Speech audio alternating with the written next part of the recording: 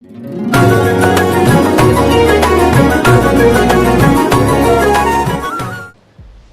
બેટા,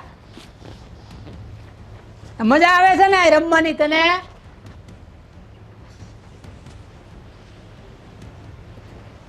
મજા આવે છે ને? મજા જ આવે ને. આ ગામના છોકરા રમાડો છો તો તમને શરમ આવે છે?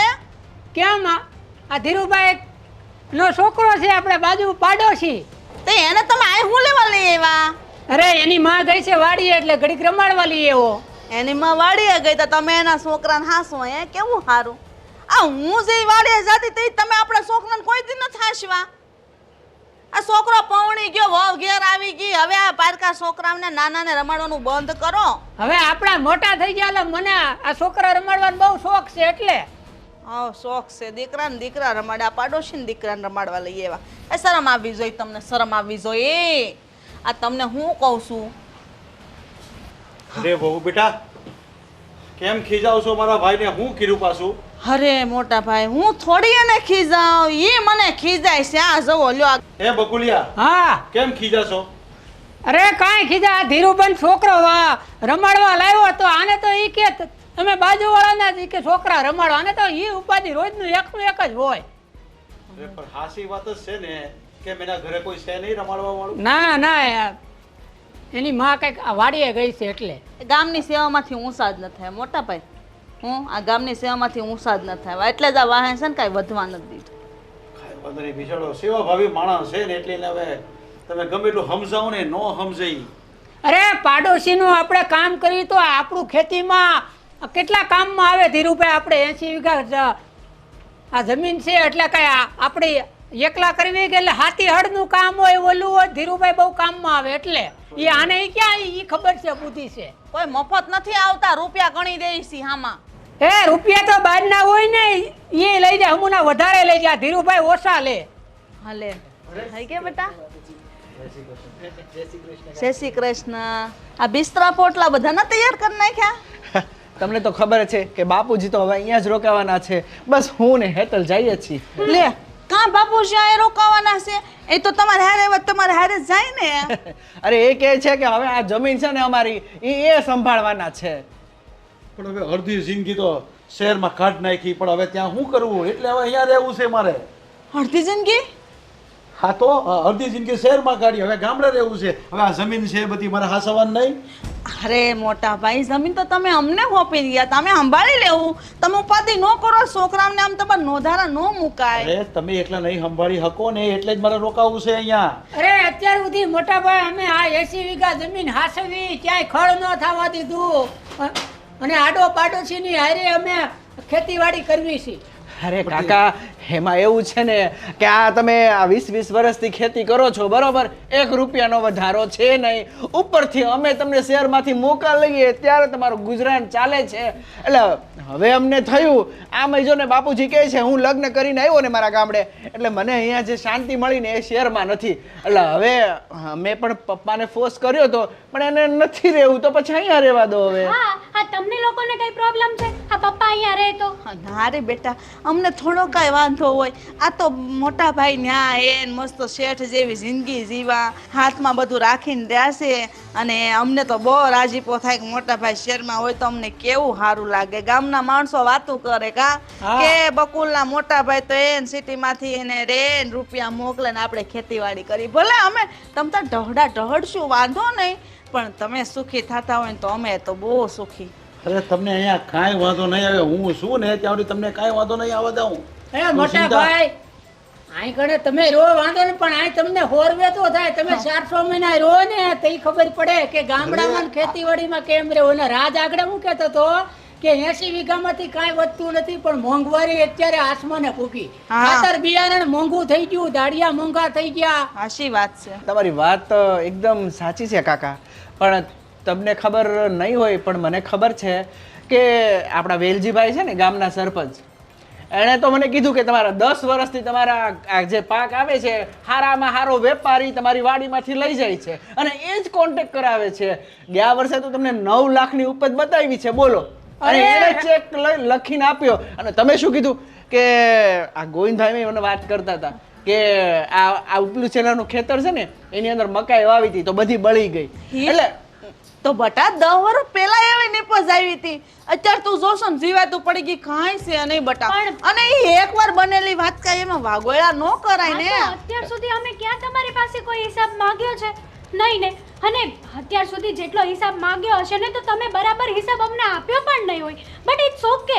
પપ્પા અહીંયા રહેવાના છે તો હવે પપ્પા બધું સંભાળી લેશે. સરસ સરસ બેટા, હિસાબ લેવા વાળી આવી ગઈ હો મારી દીકરી. અરે તમે હિસાબ બતાવો છો ને એટલે બાકી અમારે કાંઈ હિસાબ નથી જોતો. હા, મોટા ભાઈ તો એવા દિલદાર માણસ છે ને, તો અમને બધું ખોપીને વહી ગયા. આલો બટા, તમે બધું રાખો ને હાસો. અમને બધું દઈને વહી ગયા. એને કોઈ વસ્તુ જોતી જ નથી. એમ કે અમે રાજી, તમે રાજી, તમે રાજી. પણ કાકી કહેવાય છે ને કે વ્યવહારે કાગડો કાળો. એ જ તે કાલ સવારે પરિવારમાં ડખા ન થવા જોઈએ. અરે હેતલ હો, આ 10 વર્ષમાં 1 વર્ષ હારું થાય તો એ હારું ન થયું કહેવાય. આ જીવાત આવે. અત્યારે દવાઓ કેટલી મોંઘી થઈ ગઈ છે. આ દવા છાંટવાનું 1 વર્ષ હારું થયું. 9 લાખ તમને બતાવ્યા તો હારું. હા તો તમે ક્યાં ઘરના પૈસા નાખ્યા હતા? એ પણ અમે અમારા પપ્પાએ જ મોકલાવ્યા હતા ને. અરે બેટા, તું આવ્યા પછી મારું તારું કેમ થવા મળ્યું? હા, એટલી જિંદગી વાગી. કોઈ દી મોટા ભાઈ એમ નથી કીધું કે અમારું ને તમારું. આ મોટા ભાઈ જોજો હો, વારો તારો થાય છે. જોવો કાકી, આ દાદાની જે 90 વીઘા જમીન હતી એમાં બંને ભાઈઓના ભાગ પડે, પણ બાપુજીએ ક્યારે એના નાના ભાઈને એનો હિસાબ નથી માંગ્યો. અને એ જમીન તો તમારા નામે જ છે. અને હા, તો 80 વીઘા એ જમીન કે જે મારી બાની છે. તમને ખબર છે, મારી બાને કોઈ ભાઈ નહોતો, 3 બહેનો હતી. એટલે મારા નાનાજીએ 3 બહેનોને 80 વીઘા આપી છે. અરે એ જમીન માંગીએ છીએ અને એ તો અમારી છે ને, અમારો હક લાગે ને. અને તમને જો એવું લાગતું હોય ને તો બાપુજી, આપણે આપણી જમીનમાં મકાન કરી દેશું અને ત્યાં જ રહેજો ને. આ બધું છે ને ખેતીવાડી એ મજૂર પાસે કરાવજો. અરે બેટા, પણ તું આવી કેમ વાત કરે છે? હા. આ મારા ભાઈના કઈ ભાગ થતા હશે? હા, અને મોટા ભાઈ જ્યારે ગયા ને અમને બધું હોપીને જ ગયા. કાલે નનકા તું રાખજે, તું આ જમીન સંભાળજે ને આ તારી. અરે કાકી, ઈ જમીન અમે ક્યાં માંગીએ છીએ? આ જે 90 વીઘા છે અમારા દાદાની એ નહીં, આ તો અમારી બાની, મારી બાની જે જમીન હતી એની વાત કરીએ તે છીએ. મોટા ભાઈ એમ જ કીધું તું આ જે જમીન છે બધી તું રાખ નાનકા. એટલે બટા તું ક્યાં આવે, તારે ક્યાં જરૂર છે? તમે તો કરોડો રૂપિયામાં રમવા વાળા માણસો હે, વિદેશમાં ને આમ શહેરમાં સિટીમાં ફરવા વાળા. આ દોરો તો જો બટા, હે આ શબ્દુક તો જો તું. હે આવા તો અમે કોઈ જો આ ખોટાય નથી પહેરતા. કાં જો તાર કાકા ખોટા દોરા પહેરાવી. તમારી વાત સાચી છે, પણ જેમાં હક લાગે ને એમાં લાગે હો કાકી. અને વ્યવહારે તો પછી મોટા ભાઈ મારું એવું કેવું છે કે આ જમીનમાં ને આ બધામાં ભાગ લાગતો હોય તો તમારે જે શહેરમાં બંગલો છે, દુકાનો છે, મિલ છે, ફેક્ટરી છે, એમાં અમારો અડધો ભાગ લાગે. કાકી એ મારા પપ્પાએ મહેનતથી ઊભું કર્યું છે. તો બટા અમે મહેનતથી જ ઊભું કર્યું છે. અને કાકી કેમ ભૂલો છો કે આમ તો પપ્પાને પણ છોડો, હેતલના પપ્પાએ અમને મદદ કરી અને એ બધા પૈસા હેતલના પપ્પાના હતા અને એના રોકાણથી એ બિઝનેસ અમે ઊભો કર્યો. તમે એક પણ રૂપિયો અહીંયાથી નથી મોકલાવ્યો. પણ એટલે બેટા, એમાં તમારો જમીનમાં- હક. અને આપણે અલગ રહેતા હતા, 2 છૂટા હતા. આ જમીન તમને અત્યાર લગી મેં વાવવા દીધી, બરોબર? તમે વાવી અને હવે અમને અમારો હક આપી દો અને તમે તમારું વાવો. બરાબર એટલે છે. મોટા ભાઈ, હા તમે હક માંગવા હાટવા અહીં આવ્યા હતા? અરે અમને એકવાર કીધું તો હો, તમે અમારું બધું તમને ઓપી દે. તમે કોઈ દી આવું નથી કર્યું. એ કાકી, નાટક હવે તમારા બંધ કરો હો. આ જે પાપલિયા પાડવાનું અને આ બધું બતાવવાનું અમને બધી ખબર પડી ગઈ છે. આ મને શાંતુબેન કહેતા હતા કે તારી કાકી તો છે ને એ ખાલી મીઠું મીઠું બોલે છે અને મને તો વિશ્વાસ જ નહોતો. પણ આજે તમે જેમ આ વાત કરી ને કે આ મીઠું મીઠું બોલીને જે વાત કરો છો ને એના ઉપરથી તો હવે મારી શંકા પૂરી થાય છે કે બરાબર રાજ. આ જમીન છે ને પેલા કેટલું ખડ થતું હતું, એને ચોખ્ખું કરવામાં અમારે આ 20 વર્ષ વહી ગયા. તે કાકા 20 વર્ષ વયા ગયા ને તો દર મહિને 4 લાખ કોણ મોકલાવતું હતું? અમે એ સિટીમાંથી, બરોબર? એટલે અને આ જમીનનો એક પણ રૂપિયો આવ્યો તો નીપજ આવી તમે કોઈ દી માંગી નથી, અને તમને આપ્યું જ છે. હવે તું ભાગ લે તો વાવવા દે તો બીજા હું આવડું ખડ કરી દે. ઈ તમારે હવે ક્યાં જોવાનું? જે કરીએ ઈ અમે ભલે ને એને ગૌશાળામાં દાનમાં આપી દઈએ. ના રે ના, ભાઈ, ઓ ભાઈ જરાય નહીં હો મોટા ભાઈ. જો આટલા વર્ષથી મહેનત કરી અમે એમાંથી તમે વાત નહીં રાખતા કે કાંઈ તમને દે. તમે તમારું તમારી પાસે મુબારક મારી વાત અને અમારું અમારી પાસે મુબારક. તમે અમારી હારે લેતી દેતીની વાત ન કરો. અમે ગરીબ માણસ રહ્યા, અમને બટકું રોટલો માંડ ટકે મળે છે. તમે આટલા અમે તમારી તમારી જેમ રૂપિયાવાળા નથી, આ મિલકત નથી અમારી પાસે એટલી બધી. અમારા છોકરાઓ હજી નાના નાના છે, એના છોકરા બાકી છે પરણાવવાના. શાંતિ રાખ, શાંતિ રાખ. અમારે જો મોટા ભાઈ, અમારે આ મકાને પાકા નો બન્યા ધાબા વાળા લ્યો. અરે આટલા બધું પણ વરામાં. તમે હારે રહેવો ને હરખી રીતના રહો તો બધું થઈ જાય. એ હું ખેતી એક તો કહું છું, જીવતી એ જ કરવા આવ્યો છું. પણ અમને તમે શોખ સમજવા નથી. અમને શોખ નહીં હોય હારા લુગડા પહેરવા, હારું ખાવું, હોટલમાં જાવું, બગીચામાં ફરવું, પણ નહીં મોટા ભાઈ, અમે અમારા શોખને મારી નાખ્યા. કોઈ દી હારા કુર્તા લઈને નથી પહેર્યા, પણ તોય તમારા દીકરા બહુ આવું બોલી જાય તો અમને કેટલું દુઃખ પણ તમે થાય. એક કામ કરો ને, તમે બે એક કામ કરો, સુરત વયા જાઓ. અને અરે અમે મોટા ભાઈ સુરત જઈને શું કર્યું તો આ બધું 80 વીઘા ખડધાન થઈ એ જાય. બધું કરી લે. હવે મોટા ભાઈ જાગ્યા છે. જુઓ કાકી, હા આટલા વર્ષ તમે મહેનત કરી છે ને, તો એ મહેનતમાં તમે ખાધું પીધું પણ છે. અમારે આ ગણવાનું નહોતું, પણ તમારો વ્યવહાર ને વર્તન જોઈને અમારે ગણવું પડ્યું. અને કાકી, તમને શું લાગે છે કે અમને કાંઈ ખબર નથી પડતી? મેં જોયું, બેંકમાં તમારી તપાસ પણ કરી. 3.5 કરોડ રૂપિયા તમારા બધાના એકાઉન્ટમાં છે, બરોબર? એટલે અત્યાર લગી બધું ભેગું કર્યું ને, એ તમારા એકાઉન્ટમાં છે, અમારું ફાઇનલ છે. અને તમારા વકીલે જ મને વાત કરી અને છે. રાજ, હવે આપણે એક જ ડિસાઈડ કરીએ. હા, જ્યાં સુધી ક્લિયર ન થાય ને ત્યાં સુધી આપણે પણ હવે ઘરે નથી જો જવાનું. બકુલ, સાચી ખોટું વાત. બોલવાની બી હદ હોય. આ બધું શું કહે છે એ સાચું છે? હા ખોટી વાત. ખોટી સરકારી વાત જે છે. સહાય આવીને એટલે ઈ એ જમા ખોટો થઈ. હોય પણ પેલા બેંક વાળા થોડા ખોટા હોય. પણ મોટા ભાઈ અમને છે ને સરકારે સહાય આપી, નિપજ જે નિષ્ફળ ગઈ ને એની. કાકી, વાહ! કોઈ 3.5 કરોડ રૂપિયા આપતો હોય તો ઈ સરકારને મારે મળવું પડે કે અમને પણ આપે. હા મળો ને, ગાંધીનગર જાઓ, ત્યાંથી મોદીજી પાસે જાઓ ને, મળો ને તો સારું ને. કાકી, હા સાચું કહું ને તો તમારે નાટક કંપનીમાં કામ કરવું જોઈએ. 1 નંબરના એક્ટર છો અને એક્ટિંગ તો એવી કરો ને કોકને એમ જ લાગે કે આ બેન જ સાચા હશે. પણ હવે ચોખ્ખી ને સરળ વાત પપ્પા, અત્યાર લગી અમે નીકળવાના હતા. હવે ચોખ્ખો વહીવટ કે બધું ક્લીન કરી આપણા નામે બધું કરાવી અને પછી અમે જઈશું. હાઈ વાંધો નહીં. હાલ આપણે અંદર હાલ, હવે નથી જવું. શહેરમાં મોટા ભાઈ જેટલું છે ને એટલું અમાર નામે કરી દ્યો, આ તમારા નામે કરી લ્યો, વાંધો નહીં. જોયું ભાઈ, આ તમારા દીકરા દીકરી. એ ભગવાન, હા હા, લગન લગન લગન, જાનમાં બાકી મજા આવી ગઈ. ક્યાં છે બધા? કોઈ દેખાતા નથી. ક્યાં ગયા હતા તમે? ક્યારની રાહ જોતી હતી તમારી. ક્યાં ગયો છું? લગનમાં ગયો હતો. હા, લગ્નમાં આટલી બધી વાર હોય? એવું તો કહીને ગયા હતા કે જમીન તરત પાછો આવી જઈશ. વાર તો લાગે ને, જાનમાં ત્યાં જઈએ, ગામમાં રોલા પાડીએ, મજા આવી ગઈ ખરેખર. બસ તમને મજા આવી, અહીંયા અમે સજા ભોગવી. અને તું આજો,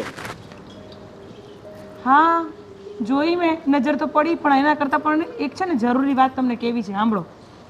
શું આનાથી આ મોટા બાપુજીની ચેન કેમ લાગે? અરે બાપા, વટ પડે છે તમારો વટ, પણ પહેલા સાંભળો ને, હું જે કહું છું એ. બોલ બોલ, શું કહે છે? આ તમે નહોતા ને તો ઘરમાં હું રામાયણ ઊભી થઈ એ તમને કહું.